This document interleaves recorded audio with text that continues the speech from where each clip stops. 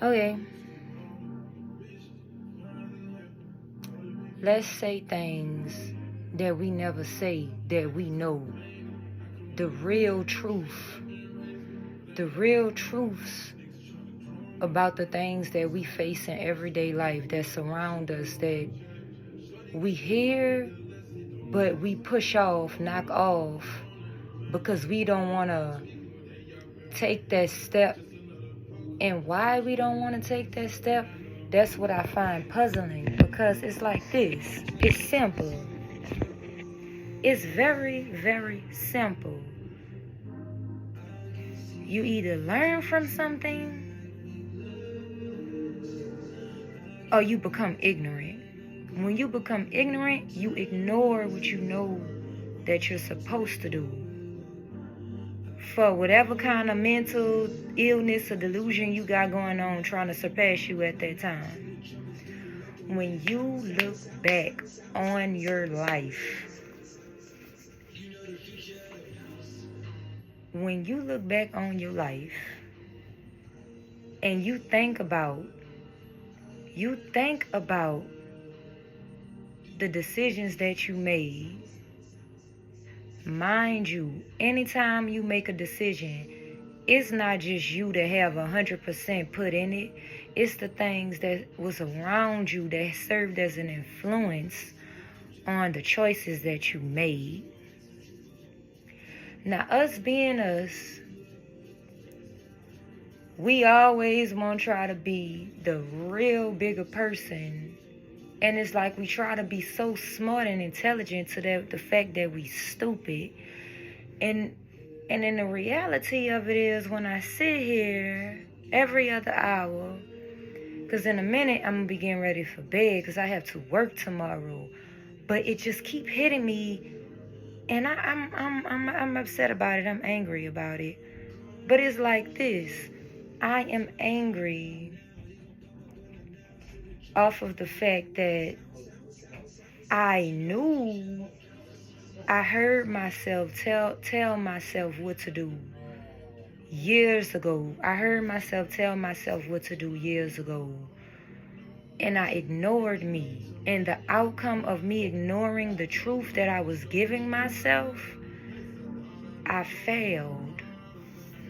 The people that you let surround you will serve as an impact and an influence on the decisions that you make in your life. If these people are doing things that serve you no good in the end, you will fail. It don't matter. You know what I used to go by? Because that's what I kept hearing. And when we searching for that comfort, it's like we tend to go with something first and easy that sound a little bit right. But now we gonna challenge ourselves, and we're gonna aim to go for the 100% of good. So when I sit back and I think about all the people that had habits that I had let go of, and we was going there, we was getting at trying to become adults about the situation on how we were going to handle me wanting to accompany them and them indulging in old habits that I let go of, right? So you know what we came up with in that moment of conclusion? You do you, I do me. Okay, it's cool. But then I keep thinking back on the scripture that God gave us when he said we can't serve two masters. So with that being said, that's when that saying steps in, birds of a feather flock together. So if I don't drink and you drink, and I don't smoke and you smoke, I could easily be like I said back then, okay, we can put it off. You not perfect. Woo-doo-woo. Making excuses. I'm being honest with you. Let's make excuses for these people and give them that privilege of sitting around a person who's spontaneous in decision making, who wants the best for themselves, who wants to be the best, but they don't want the best for themselves. They want mediocre. They want what can somewhat get them from here to there. They want A to B. We want A to Z. See, it's a difference. So with that being said, now I'm getting to the point where if what you conduct yourself in on a daily basis has nothing in common with me on how I conduct my new habits on a daily basis, what is it about my company that you want around? Because at this point, it's kind of starting to seem like those people that we go around that have nothing in common with us, they're not around us to improve us, to educate us, to challenge us to become better. It only seems as if they are around to serve as a humiliation. They're intimidated, and they don't agree with what you do, right? So because they don't agree on the things that you do, when you are around them, I feel like they really don't care for you because y'all don't have nothing in common. Let's just put this on the table. So at this point, I'm sitting here wondering, what is it with me that you're trying to do if we have nothing in common? Why do you want to keep talking to me? Every time you tell me something that you're doing that I'm against, what kind of energy are you looking to get back out of me? Because I serve in that area. I don't serve in that, and that's not appealing to me. So at this point, you know what it is? It's ignorance, it's foolishness. It's weird how people who choose to live wrong feel entitled to sit around people who live right, and feel like when the people who choose to live right, the first thing they say, don't beat yourself up, because they became lazy and they became stuck in living wrong. So when you come around them and you want the best for yourself, they make up excuses to why you shouldn't. Why do you want to keep talking with these people?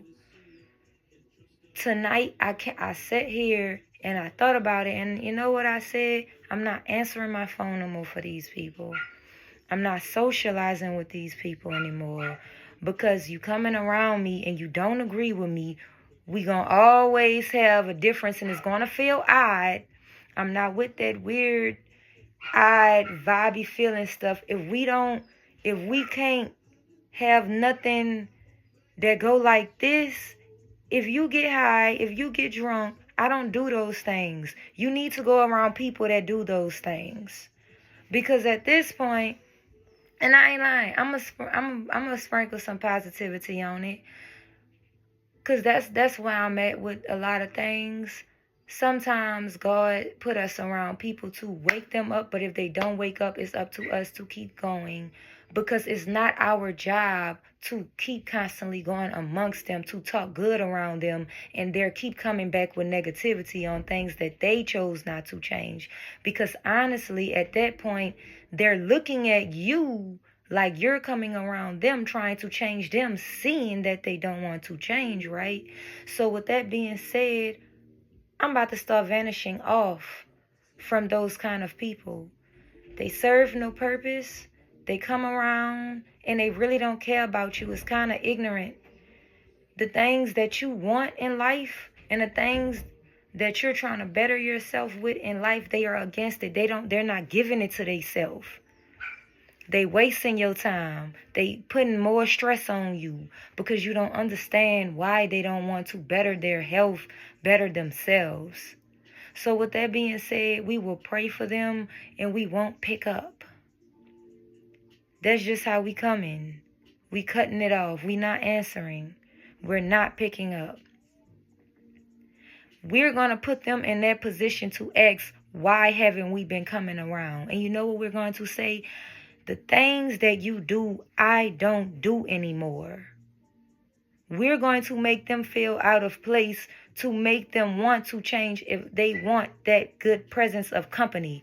Is no more giving people who live wrong that benefit of somewhat good. See, that's where they feel like they could keep getting away with it at. because you keep letting them come around you, being a part of your blessings when you doing the right thing, and they coming off wrong. So it's really confusing them. They figure if I could have a friend like you, I'm just as good. I'm honest with you. They're not good enough. So at this point, starting tonight, anybody who is living in any kind of circumstance with any habit that I do not associate with anymore, they are no longer welcome around me. And if they want to ask me, I will tell them, you are not good enough. You have to change your life around. That's a good friend, and that's it. I'm not about to sit up here and mentally, delusionally tell myself I'm serving as a good example and they not even grasping my energy. They don't deserve it. That's all. And I'll talk to y'all tomorrow. And y'all have a blessed one and keep your head up.